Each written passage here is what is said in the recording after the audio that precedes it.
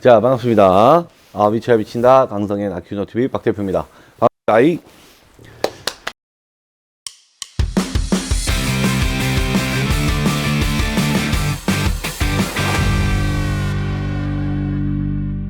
저번 주에는 정비 사업에 대한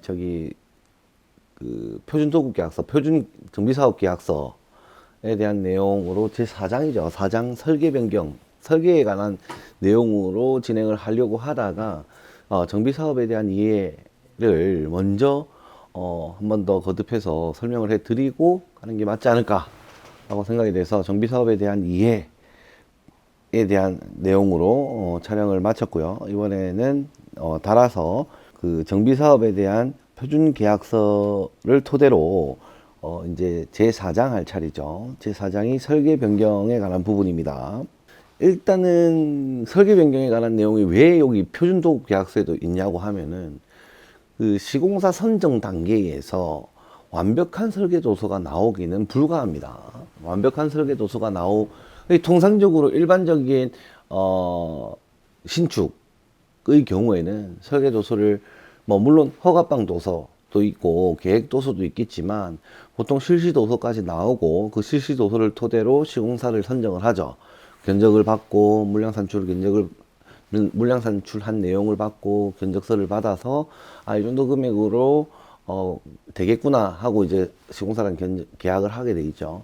근데 이 정비 사업 같은 경우에는 시공사 선정 단계가 그 사업에 대한 시행 인가를 받기 위해서 표준적으로 정해진 순서가 있어요.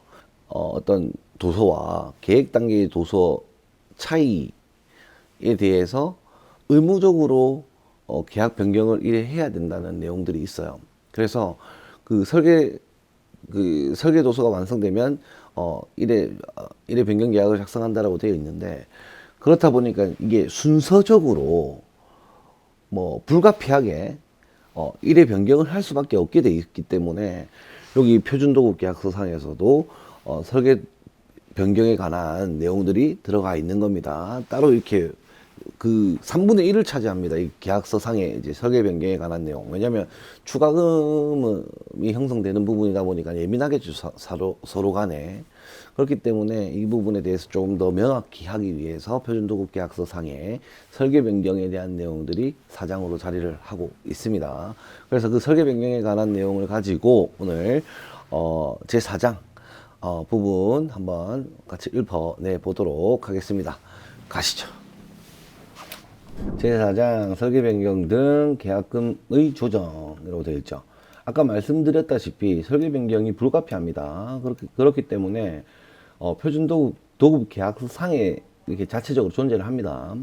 물론 일반적인 민간 표준 도급 계약서 상에서도 설계 변경에 관한 내용이 있긴 한데 이만큼 명확하게 풀어서 의무적으로 해야 된다라는 내용들은 없습니다. 근데 정비사업 같은 경우에는 이런 내용들이 있죠.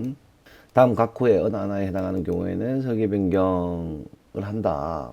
설계서의 내용이 불분명하거나 누락, 오류 또는 상호 모순된 점이 있을 경우에는 한다라고 되어 있고요. 새로운 기술이나 공법으로 공사비의 절감 및 공사기간을 단축 등 효과가 현저할 경우, 새로운 기술들이 나올 수가 있죠. 공사하는 과정 속에서 또는 설계를 하는 과정 속에서 1차 최초 계약을 하고 1차 변경 계약을 하는 과정이 그래도 한 9개월 정도의 과정을 거칩니다. 근데 한 1년 중에 어떤 새로운 공법이 나올 수도 있고, 이런 공법이 나오면 시공기간이 단축이 되고 뭐 어떤 공사비 절감에 대한 효과가 현저할 경우에는 변경할 수 있다라는 내용이고요. 그냥 도급인이 설계서를 변경할 필요가 있다고 인정하는 경우, 제1항에 의한 설계 변경, 제1항에 불분명한 누락, 오류 또는 상호 모순된 점이 있을 경우에 의한 설계 변경은 도급인이 서면 승인이 있어야 되고요. 서면 승인이 없으면 변행할 수 없습니다. 그리고 1항에 의한 그냥 불분명하거나 누락, 오류 또는 상호 모순된 점이 있어서 설계 변경을 한 경우에는 그 설계에 필요한 부분에 우리 시공 전에 완료하여야 한다. 도서를 완료해야 된다는 거예요. 시공을 하면서 하지 말고 시공 전에 이걸 완료해야 된다라고 되어 있고, 다만 도급인이 공정 이행의 지연으로 품질 저하가 우려되는 등 긴급하게 공사를 수행할 필요가 있을 때에는 협의하여 서구인과 협의하여 설계 변경 시기 등을 명확히 정하고 설계 변경을 완료하기 전에 우선 시공할 수 있다라고 되어 있고요. 근데 가령 이런 게 있잖아요. 이 설계 변경해야 된다는 건 상호 인정하고 자명한 일인데, 설계 변경을 해서 공사를 시행하면은 이게 공사가 지연되거나 또는 이로 인해서 이미 기공사된 부분의 훼손이나 그 오염의 우려가 있을 경우에는 우선 시공한다, 서로 인정하는 범위 내에서 우선 시공한다는 그런 내용입니다. 22조의 2 수급인의 공사 계약 이행 중에 설계서의 내용이 불분명하거나 설계서의 누락 오류 및 설계서 간에 상호 모순 등이 있을 사실을 발견했을 때는 설계 변경이 필요한 부분의 이행 전에 해당 사항을 분명히 한 서류를 해당 사항에 대해 부분을 작성하여 도급과 감리 동시에 이를 통지. 계약서라는 것은 보통 분쟁을 막기 위한 계약서이기 때문에 이런 내용들을 명확하게 명시를 합니다. 2항 도급인은 제1항에 의한 통지를 받은 즉시 공사가 적절히 이행될 수 있도록 다음 각호 어느 하나의 방법으로 설계 변경 등 필요한 조치를 해야 한다. 자, 의한 통지를 받은 즉시 해야 된다라는 거고, 어떻게 변경 조치를 하냐. 설계서의 내용이 불분명한 경우 설계서만으로는 시공 방법과 투입 자재 등이 확정할 수 없는 경우를 말하는 거예요. 애매한 거. 한 경우에는 설계자의 의견을 듣고 당초 설계서에 의한 시공 방법, 투입 자재 등을 확인한 후에 확인된 사항대로 시공해야 하는 경우에는 설계서를 보완. 설계서에 추가 도면을, 디테일 도면을, 상세 도면을 넣어서 좀 설계도서 자체를 보완하되, 제23조에 의한 계약금 조정은 하지 않고 확인된 사항과 다르게 시공하는 경우에만 설계서를 보완하고 계약금 조정한다. 당초에 설계서에 의한 이런 내용들을 확인한 후에 변경하지 말고 그대로 해라. 이거는 손대면 안 되고 그대로 해야 된다라고 하는 경우에는 디테일 도면만 보완하고요. 확인된 사항과 다르게 시공해야 하는 경우에는 설계서를 보완하고 계약금까지 조정을 한다는 거예요. 아예 다르게 시공할 경우에. 그리고 설계서에 누락 오류가 있는 경우에는 그 사실을 조사 확인하고 계약 목적물의 기능과 안전 확보할 수 있도록 설계를 보완. 이럴 경우에는 통상적으로 설계 도면에 누락 오류가 있기 때문에 추가 계약금 조정이 필요하죠.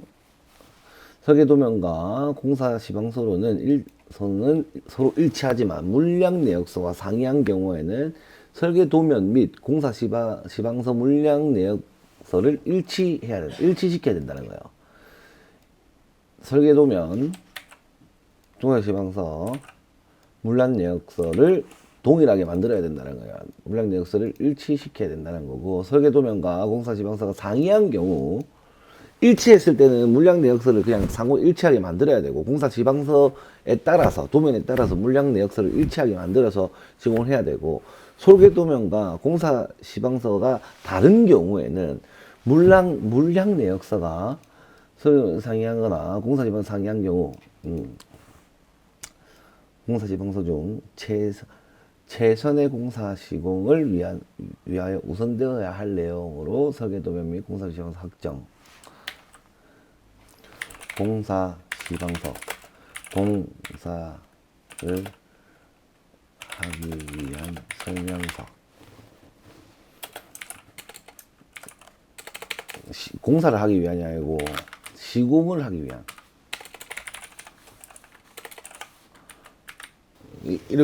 이 목적물을 시공하는 데 있어서 어떻게 시공해라 라고 하는 설명서예요. 시방서. 22조의 3 신기술 및 신공법에 의한 설계 변경.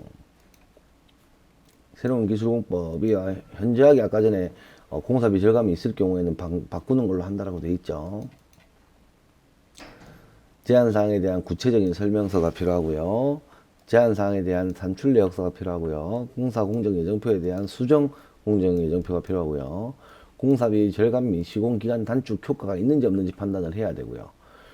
그리고 도급이는 제1항에 의하여 설계 변경을 요청받은 경우에는 이를 검토하여 그 결과를 수급에 통지해야 된다라고 되어 있고, 수급에는 1항에 의한 요청이 승인되었을 경우에는 지체 없이 새로운 기술공법에 수행할 공사에 대한 시공 상세 도면을 감리를 경유하여 도급인에게 제출하여야 된다라고 되어 있고, 수급인은 도급인의 결정에 대하여 이의를 제기할 수 없으며, 그러니까 예를 들어 이렇게 바꿔야 됩니다. 공사는 이렇게 해야 되고 A 방법, B 방법, C 방법 중에 C가 제일 좋은 방법인 것 같고 공사 비용에 대한 절감이 현저하게 크게 나타날 것 같습니다.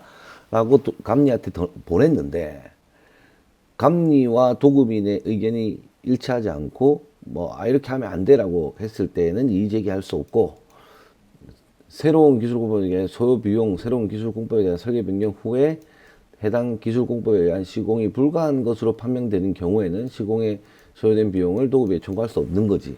그러니까 C 방법이 옳다라고 해서 진행하라 하지 마라 하는 결과에 대해서 이의를 제기할 수 없고, 그 새로운 기술공법의 개발에 소요된 비용, 그리고 새로운 기술공법에 의한 설계 변경 후에 해당 기술공법에 의한 시공이 불가한 것으로 판명될 때, 그러니까 C 방법이 좋다라고 얘기를 하면서도 이 C 방법으로 공사를 우리가 진행을 할게. 그러면 오케이, 결정된 사항에서 그렇게 해라 라고 했어.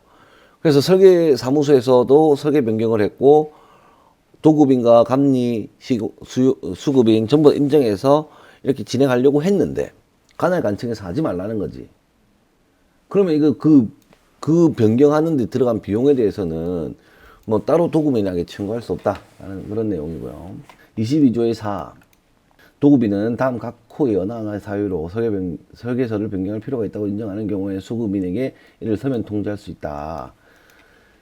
해당 공사의 일부 변경이 수반되는 추가 공사의 발생. 추가 공사의 발생할 때는 수급인에게 이 서면을 통지해야 되고요. 특정 공정의 삭제, 공정 계획의 변경, 시공 방법의 변경, 기타 공사의 적정 이행을 위한 변경이 필요할 때에는 수급인에게 이를 서면으로 통보해야 되고요. 도급인은 제1항에 의한 설계 변경에 통보를 할 경우에는 다음 각 호의 서류를 첨부해야 한다. 다만 도급인이 설계서를 변경 작성할 수 없을 때에는 설계 변경 개요서만을 첨부하여 설계 변경을 통보할 수 있다라고 되어 있죠. 설계 변경 개요서, 이게 뭐냐면 도급인의 경우에는 사실 시공에 대한 전문가, 건설 기술에 대한 전문가가 아니기 때문에 실제로 어떻게 여기 이렇게 변경돼야 되는 것은 자명하나 이걸 어떻게 구체적으로 변경된 사안에 대해서 만들어낼 수가 없고 어떻게 진행될 수 없을 때에는 기요서만 가지고 설계 변경을 통보할 수 있는데, 보통 이럴 때에는 시공사에서 이게 어떻게 시공하면 되는지를 알고 있겠죠. 그리고 설명하고 금액도 조정하고 그런 식으로 하겠죠. 수급인은 제1항에 의한 통보를 받은 즉시 공사 이행사항 및 자재 수급사항 등 검토하여 설계 변경 통보 내용의 이행 가능 여부를 도급인과 감리에게 동시에 서면으로 이를 통지해야 된다. 불가능하다고 판단될 경우에는 그 사유와 근거 자료를 첨부해야 된다라는 거고. 5. 설계 변경에 따른 추가 조치.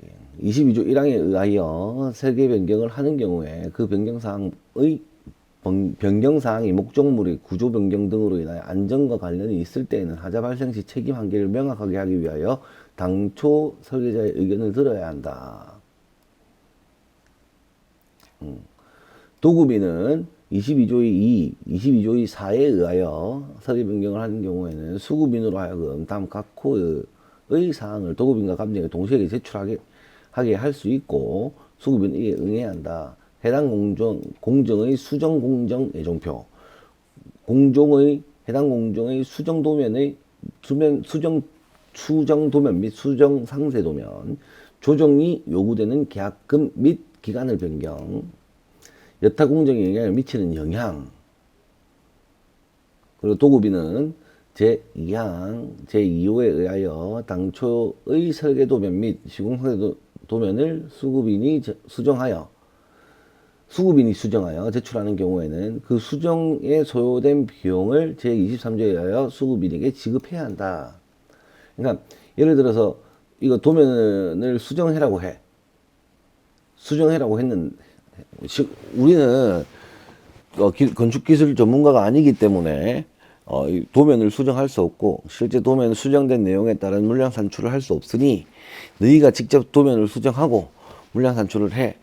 대신 도면을 수정하고 물량 산출하는데 들었던 비용에 대해서는 우리가 줄게 라는 그런 내용입니다.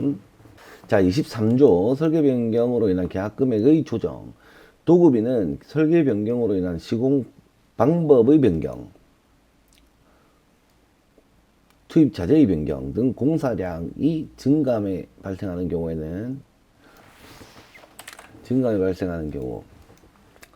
어느 하나의 기준으로 하여 계약금 조정.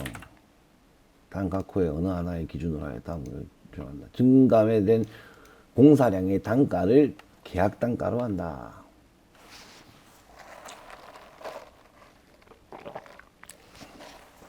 산출 내역서에 있는 품목으로 규격이 상이하거나 시공 부위, 방법, 형태, 조건 등이 상이한 경우 산출 내역서상의 품목 단가를 기준으로 하여 계약 금액을 조정한다. 이를 재료비 단가는 도급인과 수급인이 협의하여 면적이나 중량의 비율을 적용하여 산정하고 인건비와 장비비 등은 시공의 난이도를 고려하여 적정 할증료를 협의하여 결정한다 라고 되어 있고요. 산출 내역서에 없는 품목은 설계 변경 당시 를 기준으로 국내에서 발행되는 가격 정보지 3개 이상을 조사한 단가 중 가장 낮은 자재 단가의 몇 프로를 곱하여 정하고 노무비 및 경비는 산출 내역서의 해당 품목 혹은 유사 품목 노무비 경비를 기준으로 한다. 다만 특수자재 독과점유로 납품업체가 3개 이하인 경우에는 도급인과 수급인이 합의하여 한 개 업체의 자재 단가를 기준으로 몇 프로 곱하여 단가를 적용한다라는 건데, 그러니까 아예 새로운 걸 추가한 거지. 아예 새로운 걸 추가를 하게 되면 여기 단가 나와 있죠. 국내에서 발행되는 가격 정보지와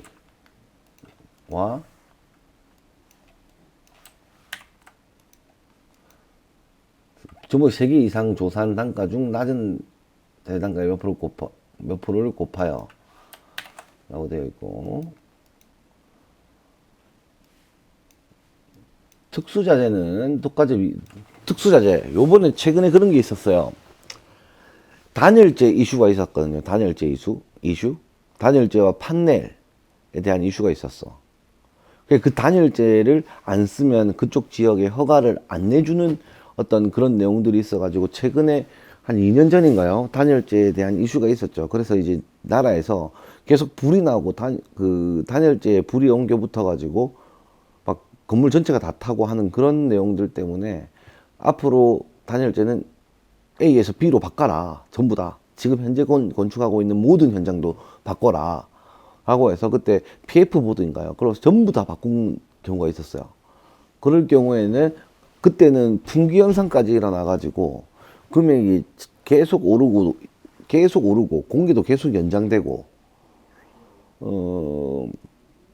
그리고 단가도 오르고 그래서 이제 어쩔 수 없이 발주처하고 협의해가지고 한 개 업체 정해가지고 서로 그 업체의 단가를 공유하면서 진행했던 경우가 있습니다. 제3호의 경우에도 불구하고 국내에서 발행되는 가격 정보지 신규 단가가 없는 경우에는 도급인과 협의 선정한 해당 공동 납품업체에게 견적을 단가 중 가장 저렴한 단가를 기준으로 산정하고요. 도급인이 설계 변경을 요구한 경우에는 1항에도 불구하고 증가된 물량 또는 신규 비목의 단가는 설계 변경 당시 기준으로 설계 변경 당시 기준으로 국내 발행 가격 정보의 세개 이상의 조사한 단가 중 가장 낮은 단가를 한다. 협의하여 결정하고 22조의 3에 따른 설계 변경의 경우에는 절감액의 100분의 30에 해당하는 경우에 감액한다. 전부 다 깔 수도 없다 이 말인 거예요. 자, 22조의 3 어딨노? 신공법. 그러니까 이 말이 무슨 말이냐면 신공법에 따라서 공사 대금을 현저히 절감할 수 있고 공사 기간을 현저히 줄일 수 있을 경우에 그 기술 신기술 공법으로 변경해서 시공을 해야 되는데, 그러면 그 변경된 계약 단가를 조정할 수가 있는데 그 조정의 경우에는 해당 절감의 100분의 30에 해당하는 금액을 감액, 전부 100%다 감액할 수 있다는 내용은 아닌 거예요. 그러니까 A에서 B로 바꿔서 신공법 A, 재래식공법 A에서 신공법 B로 변경을 했어요. 100만 원이었던 게 50만 원 정도로 할 수가 있었다는 거지. 그럼 50만 원 전액을 감액하는 게 아니고 50만 원에 100% 가정했을 때 30%에 해당하는 금액만 감액한다라고 되어 있는 거죠. 그러면 5, 3, 15. 그럼 115만 원 정도 감액하고 나머지 금액은 감액할 수 없다라는 내용인 거죠. 절감액의 100분의 30에 해당하는 10분의 3에 해당하는 금액을 감액한다라고 되어 있죠. 제1항 및 제2항에 의한 계약 금액의 증감분에 대한 간접 노무비, 산재 보험료를 기타 등등 일간 관리 이윤에 의한다. 이거 중요하죠. 이것도 금액이 증가되거나 줄여지면 산출 내역서 상에 간접 노무비 비율, 보험료 비율, 산업안전관리비의 비율 등이 명시가 되어 있습니다. 명시가 되어 있는데 그 재료비와 노무비와 경비가 변경이 되면 앞에 있는 비율에 따라서 산출 내역서 금액이 계속 변경이 됩니다. 자동적으로 산식이 묶여 있어요. 그 산식이 묶여 있기 때문에 이거 변경하면 이건 자동적으로 바뀝니다. 그래서 바뀐 내용대로 이거는 지급해야 된다는 내용인 겁니다. 일부 공종의 단가가 세부 공종별로 분류되어 작성되지 아니하고 총계 방식으로 작성되어 있는 경우, 아니 일식으로 작성되어 있는 경우에도 설계 공사 지방서 변경 내 일식 단가의 구성 내용 변경될 때는 제1항 내지 제4항에 의하 계약금 조정한다. 1항 내지 좀 변경한다는 거고요. 그 내용에 따라서 변경한다는 거죠. 1항 내지 5항에 의하여 계약금을 조정하는 경우에는 수급인의 계약금액 조정 청구를 받은 날로부터 며칠 이내에 계약금 조정하여야 하며, 이 경우에 총회 의결, 지연 등 불가피한 경우에는 수급인과 협의하여 그 조정 기간을 연장할 수 있고, 도급인은 6항에 의한 수급인 계약금액 조정 청구 내용이 부당함을 발견할 때에는 지체 없이 필요한 보완 요구를 조치해야 하고, 이 경우에는 보완 요구 등의 통보받은 날로부터 보완 요구 등의 조치를 통보받은 날로부터 도급인이 그 보완을 완료한 사실을 통지받는 날까지의 기간은 제6항에 의한 기간에 산입하지 아니한다. 그렇지, 이 기간에 이걸 산입하지 않는다는 거죠. 제6항 전단에 의한 수급인의 계약 금액 조정 청구는 준공 대가 수령 전까지 하여야 하며 조정 금액을 지급받을 수 있다라고 되어 있고요. 물가 변동으로 인한 계약 금액의 조정. 자, 1. 제6조 제1항의 공사비는 몇 년 몇 월 며칠을 기준으로 한 금액이며, 공사비 산정 기준일로부터 제7조 1항의 실착공일까지 물가 변동이 있을 경우 국가가 당사자로 하는 계약에 관한 법률 시행규칙 제74조에 따른 지수조정률을 활용하여 지연기간에 상당하는 물가상승률을 산정. 일토의 계약금 조정. 다만 실착공 이후에는 물가 변동으로 인한 계약금의 조정은 없다. 이제 지수조정률의 산출 방법은 비목군별 적용 지수는 정부 입찰 계약 집행 기준 제68조 및 제69조를 참조하고, 다만 도급인과 수급인이 상호 합의하는 경우에는 지수 조정률이 아닌 발표하는 건설 변동률 반영, 건설 공사비 지수의 변동률을 반영하여 계약 금액을 조정할 수 있을 것임. 이 경우 제24조 1항은 공사비는 매달 며칠 기준으로 한 금액이며 공사비 산정 기준으로부터 제7조 1항의 실착공일까지 물가 변동이 있을 경우에는 매월 발표하는 건설 공사비 지수 변동률을 활용하여 지연된 기간에 상당한 물가 상승률을 산정. 이를 통해 계약금액 조정. 실착공 이후엔 불가. 이게 뭐냐면요. 지수 조정률은 그 조달청에 등록된 가격 정보지에 대한 내용들이에요. 근데 이제 건설 공사비 지수는 또 달라요. 여기 보면은 정확하게 한번 따지고 보면 이게 지수 조정이라고 하면은 그 퍼센트 차이죠. 지수 조정률과 건사비 지수는 건설 공사비 지수는 이제 평균적인 기준 데이터를 통해서 조정하는 거고, 지수 조정률 같은 경우에는 실제 증액 비율을 적용하는 겁니다. 보통 시공사에서 지수 조정률과 공사비 지수에 대한 장단점을 서로 각각의 장점을 따져고 봤을 때, 이제 공사비 지수 같은 경우에는 통계청의 나라에서 정한 비율이죠. 그래 분쟁이 있을 경우에 방어력이 좀 강하고요. 전체 상승 반영이 가능합니다. 철근만 오르는 게 아니라 뭐 인건비도 오르죠. 뭐 예를 들어서 뭐 물가 상승하면서 노무비도 올라가고 자재비도 올라가요. 그러면 자재비도 올라간 만큼 비율을 측정해야 되고 인건비도 측정을 해야 되는 게 정상입니다. 근데 그렇게 하지 않고 인건비도 같이 이제 전체적인 상승 비율을, 상승분을 잡아주죠. 상승분을 잡을 수가 있습니다. 제1항에 따라 계약 금액을 증액하는 경우에는 수급인의 청구에 따르고, 그 제1항에 따라 계약금액 증액하는 경우에는 수급인의 청구에 따르고, 수급인은 제49조 제1항에 따른 준공대가 수령 전까지 조정 신청을 하여야 조정금액을 지급받을 수 있고, 조정된 금액은 직전의 물가 변동으로 인하여 계약금액 조정 기준으로부터 90일 이내에 이를 다시 조정할 수도 없다. 조정해놓고 90일 내에 또 조정할 수 없다, 이런 내용이고요. 이 경우 수급인이 계약금액 증액을 청구하는 경우 계약금액 조정 내역서를 첨부하게 되어 있고요. 제1항의 단서 규정에도 불구하고 해당 공사비를 구성하는 재료비 노무의 경비 합계의 1천분의 몇을 초과하는 특정 규격의 자재 가격이 실착공일로부터 100분의 몇 프로 이상 증감된 경우에는, 상당수 증감되면은 도급인하고 수급인 합의하에 계약금액을 조정한다라는 내용인 거죠.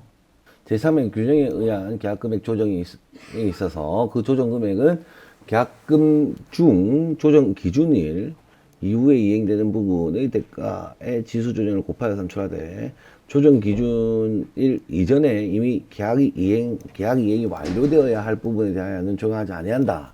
그렇죠? 계약 이행이 완료되어야, 조정 기준일 이전에 완료되어야 하는 경우에는 적용하지 아니한다라고 되어 있습니다. 도급인은 제1항 및 제3항에 따라 계약금액 증액하는 경우 수급인의 청구를 받은 날로부터 30일 이내에 계약 조정해야 한다. 이 경우에는 불가피한 경우에 소유가 협의하여 조정 기간을 연기할 수도 있고, 도급인은 제1항 및 제3항에 따른 수급인의 계약금액 조정 청구 내용이 일부 미비하거나 분명하지 않은 경우에는 지체 없이 보완 요구를 할 수 있고, 수급인은 보완을 해야 합니다. 통지를 받은 날까지,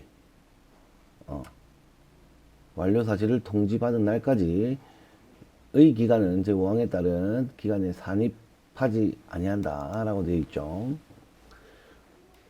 청구 내역 계약은 조정 청구 요건이 충족하지 않았거나 관련 증빙이 첨부되지 아니한 경우에 도급인은 그 사유를 명시하여 수급인에게 청구서를 반송하여야 하며, 이 경우 수급인은 그 반송 사유를 검토하여 계약금 조정을 다시 청구를 해야 한다. 납득하게 해야 된다는 겁니다. 이게 왜 이 금액이 청구가 돼야 되는지 상호 납득할 수 있는 근거 서류를 제출해라는 내용입니다. 도급인 및 도급인의 조합원이 제15조에서 정한 2주 기간 내에 이주를 완료한 경우에는 실작공 지연으로 제1항에 따른 계약금액 조정을 요청할 수 없다. 다만 도급이 기책 사유로 실착공이 지연되는 경우는 그러지 아니하다. 지질 상태에 따른 계약금액 조정. 부분도 사실 중요한 부분이긴 합니다.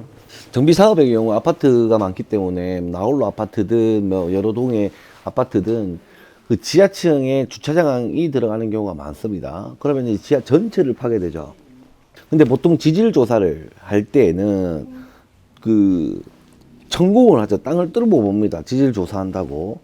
근데 이게 전체의 땅을 천공을 해서 지질 조사를 할 수가 없어요. 비용도 비용이거니와 현실적으로 불가능한데 이게 땅을 전체적으로 판다 보면 뭐 지질 조사에는 여기는 뭐 정함이 없습니다. 뭐 이건 다 토사입니다. 뭐 하더라도 전체 천공을 할 수가 없기 때문에 지질이 안반이 나올 경우는 보통 별도로 하는 경우가 많죠. 공사 금액에 별도라고 얘기하는 경우가 많습니다. 그렇게 계약을 하죠. 그래서 지질 상태에 따른 계약 금액 조정을 보시면 수급인은 굴토 공사 시 현장 지질 상태가 도급인에 제공한 지질조사 상이한 경우, 공법이 변경되거나 공사기간이 지연되는 경우 또는 폐기물이 매립된 경우에는 계약 금액 조정을 요청할 수 있다 라고 되어 있고요. 따라 계약 변경 요청하는 경우에 증빙 서류를 첨부하여 도급인 감정이 제출하고 서로 납득을 할 수 있어야 된다라는 내용입니다. 그 밖에 계약 변경 내용으로 인한 계약 내용의 변경으로 인한 계약 금액 조정은 23조부터 제25조에 의한 경우 이외에 다음 각호에 의한 계약 금액 조정 의회 계약 금액을 조정하여야 할 필요가 있는 경우에는 그 변경된 내용에 따라서 계약 금액을 조정할 수 있고 이 경우 증감된 공사에 대한 일반 관리비 및 이윤 등은 산출 내역서 상에 뷰를 적용한다라고 되어 있어요. 항상 이 뷰를 적용하게 되어 있습니다. 뭐 공사비가 변경이 되면 거기에 따른 보험료라든지 관리비라든지 이윤에 대한 비율들이 같이 조정이 됩니다. 계약 내용의 변경이 있을 경우에는 계약 금액 조정을 할 수 있고요.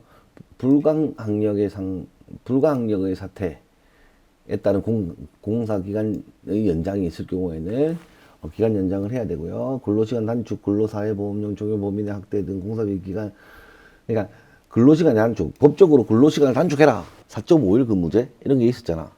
이런 건 나라에서 공표하기 때문에 그걸 어길 수가 없잖아요. 근로기간이 단축된 경우죠. 그런 경우는. 근로기간이 단축되면은 당연히 5일 동안 할 업무를 4일 동안 해야 되기 때문에 하루를 없애버리는 거기 때문에 그 공사기간이 그만큼 지연이 될 거 아닙니까? 지연된 부분에 대한 내용. 그러니까 이런 공사기간에 영향을 미치는 법령의 재개정이 있을 때에는 계약금액 조정이 필요하고 제1항과 관련해서 수급인은 제23조부터 제25조 규정에 규정된 계약금액 조정 사유 이외에 계약 체결 후에 계약 조건이 미숙지 등으로 인한 계약금액 변동을 요구하나 시고 고발할 수는 없다. A 발주처에서 이렇게 공사해 주세요. 계약 설계 도서에 다 반영되어 있습니다. 하고 계약을 했는데 시공사에서 그 내용을 깜빡하고 누락을 시킨 거지. 그러면은 발주처에서 책임질 필요가 없다는 겁니다. 다만 도면에도 없고 물량 산출서에도 없고 뭐 어떤 내용들에서 서로가 이 내용이 뭐 없을 때에 이제 새로 설계 변경을 하거나 추가 설계를 하거나 할 경우에는 이제 비용을 청구받게 되겠죠. 다만 다 명시되어 있는데 견적서상에 빠졌던 거는 우리는 발주처는 책임을 지지 않겠다라는 내용의 취지입니다. 자, 오늘 같은 경우는 제4장 설계 변경에 관한 내용을 가지고 서로 대화를 나눠봤는데요. 이게 짧은 시간에 많은 내용들을 담으려고 하다 보니까 말도 빠르고 말도 꼬이고 하는 경우가 없지 않아 있었는데 결국 이겁니다. 크게 봤을 때는 도면에 누락되어 있거나 도면에 없는 내용이 새로 추가되었거나 요청을 했거나 했을 때에는 그에 대한 증가분에 대해서 근거를 시공사에서 제출하고 도급은 인정해야 된다는 거고, 방금 말했다시피 설계 도서상에 다 명시되어 있는데 시공사 자체에서 누락했던 거는 도급인이 책임지지 않는다는 내용들이고, 물가 상승률 같은 경우에는 지수율을 곱하거나 공사비 지수를 곱하거나 해서 상호 협의하에 그런 내용들이 포함이 되어 있는 겁니다. 그래서 뭐 이 설계 변경에 대한 부분에 대해서 좀 구체적으로 확인하고 이해하고 넘어갈 필요성은 있었다라고 보시면 되고, 정비 사업에 관심이 있으신 분들은 이 부분도 명확하게 인지하고 계셔야만 된다라는 거예요. 이상으로 이번 영상 마치도록 하고요. 그 다음 시간에도 쭉 정비에 관한 내용을 가지고 조금 더 해볼 생각입니다. 그리고 또 다른 재미난 컨텐츠가 있으면 그 다른 재미있는 컨텐츠를 통해서 또 찾아뵙도록 하겠습니다. 이상으로 이번 영상 마치도록 하고요. 구독과 좋아요, 알람 설정까지 부탁드리겠습니다. 감사합니다.